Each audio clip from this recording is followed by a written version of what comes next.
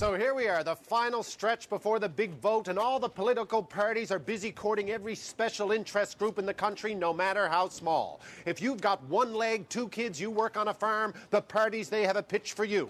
Unless, of course, you happen to be a student, in which case you're completely off the radar. Not a peep from any of the leaders. Education wasn't even mentioned in the debate. Now, I'm not saying that any politician would ever come out and say they don't care about the student vote. When they're pushed, they can all talk about educational reform and crushing debt until the cows come home. But at the 10-minute mark, they all do the same thing. They stop. They lean in like they're telling you some sort of secret, and they say, you know, it's a real shame, but students in this country, they just don't vote. Which, believe me, is code for, we don't care about students, we never have, we never will. Now this is a perfect example of where young people can learn from their elders. And by elders, I mean the elderly, as in senior citizens, because believe me, those folks, they vote. Which is why the old age home is the natural habitat for any campaigning politician. No exaggeration. In the 30 days since this campaign began, John Beard has spent 26 of them in an old age home.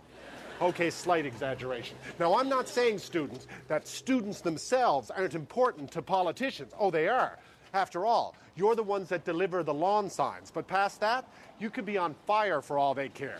So my advice to any university student, never mind your civic responsibility. Seeing as you're such a low priority in this country, you should show up and vote out of spite, if for no other reason. And believe me, there are 1 million students in this country. You show up and vote, elections, they'll never be the same again. Education will never be left off the agenda. And for all of you students out there who are living away from home for the first time, ignore all those Elections Canada ads that make it seem like you need quantum physics to vote. In this country, you do not need to be registered in advance to vote.